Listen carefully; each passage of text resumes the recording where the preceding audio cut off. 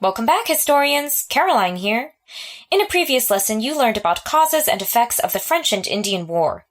The conflict between France and Great Britain resulted in the loss of all French colonies in North America and an expansion of territory for Spain and Great Britain. Today we'll discuss more policies issued by the King and Parliament after the French and Indian War to address the national debt.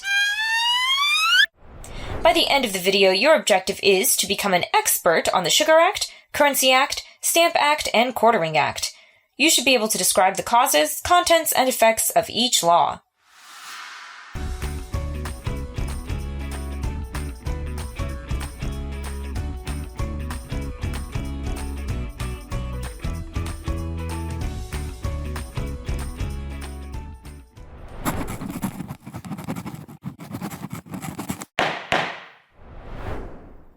You may remember that Britain's national debt from the 7 Years' War was enormous.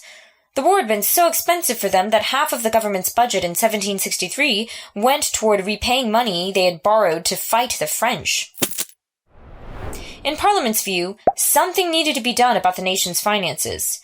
MPs, or members of Parliament, considered cutting costs and raising funds as main goals that would require new policies. The first policy that had been enacted was the Proclamation of 1763, which banned settlers from moving west of the Allegheny Mountains. Protecting citizens from endless fighting with Native Americans would require the construction of forts and the movement of troops to guard the new land. Those things cost money. Leaving the area mostly unsettled was a cheaper option. Colonists who had fought for the British government were frustrated that the government would not allow them to move west to build their fortunes. I can't believe it!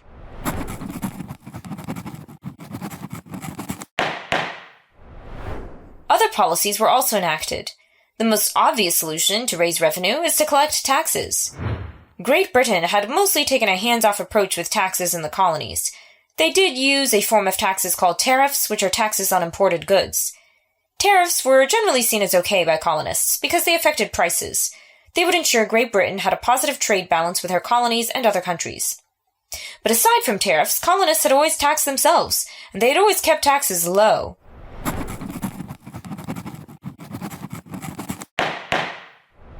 In 1764, Parliament passed the Sugar Act. It included tariffs on goods like sugar and molasses, as well as some other products like coffee and wine. Parliament chose this policy for a few reasons. Firstly, tariffs were a form of taxes that colonists were familiar with and had accepted without much complaint in the past. Also, sugar and molasses were already taxed, and this law lowered those taxes. That's right, I said lowered. But the law had other provisions. Now, ship manifests were checked at ports. This made it harder to smuggle or sneak products into the colonies without the government knowing to avoid taxes. People caught smuggling were now tried in admiralty courts that did not have juries. In these courts, alleged smugglers would probably be convicted, even if wrongly accused. Even though the tax was lowered, its goal was to more effectively collect the tax. In effect, it caused the price of popular items like sugar and molasses to increase, and it created courts that colonists considered to be unfair, something you will want to remember.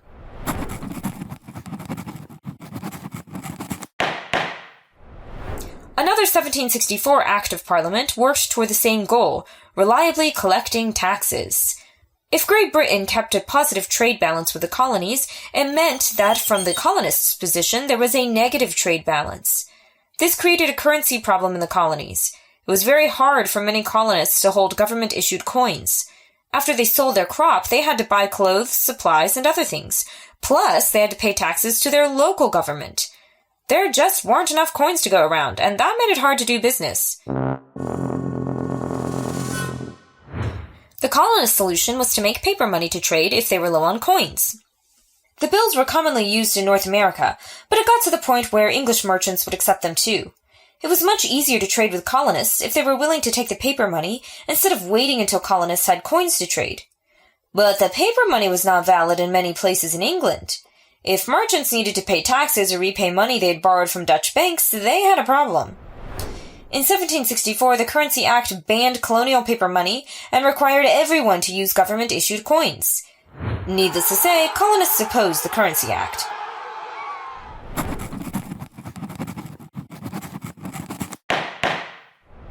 After the Sugar Act and Currency Act were passed, revenue began to increase a little.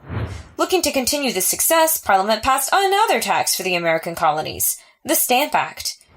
This tax was different. It wasn't an external tax on international goods. It was an internal tax, a tax on items for sale that were both created in the colonies and sold in the colonies. The Stamp Act taxed over 50 kinds of paper documents. These included government documents such as deeds, wills, and licenses. It also included paper products people wanted to buy, like newspapers, books, pamphlets, and even playing cards. The Stamp Act was modeled after a law already in place back in England, and colonists were only paying 4% of the amount of taxes to Parliament that English subjects paid, so MPs felt as though the law was reasonable.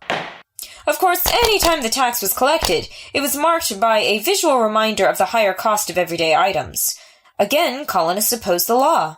More on why they opposed it in an upcoming lesson.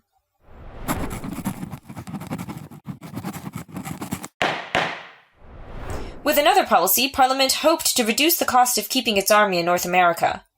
Usually anywhere with a fort would have housing for troops stationed nearby, called barracks. If there were not enough beds, the army could pay for soldiers to stay in local inns and taverns, but those costs were reimbursed by local assemblies. Troops also needed food and supplies. Having a military isn't free, right? From the colonists' point of view, the war was over. But Parliament wanted to keep troops in North America because eventually they were going to secure the West to open it to the colonists to settle. Parliament had never kept a standing army in the colonies during peacetime, so this decision created a permanent quartering cost for colonists. Parliament's point of view was that if the colonists were going to receive the benefits of a protective military in their lands, they should foot the bill. The Quartering Act was enacted in 1765. Colonial assemblies were required to pay for housing, food, drink, fuel, and transportation for any troops that didn't have what they needed. Local assemblies normally made these arrangements for troops, considering it the right thing to do, but it had always been their choice. Now Parliament was forcing them to do it. While the Quartering Act was not a huge change in policy, Parliament appeared to be taking a more direct approach with the colonies, just as they had with the Stamp Act. Again, many colonists who preferred elected local leadership were not happy.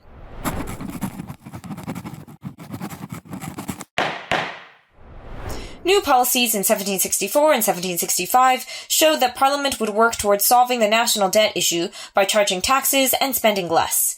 They accomplished this by forcing local governments in the American colonies to cover costs for activities that benefited colonists.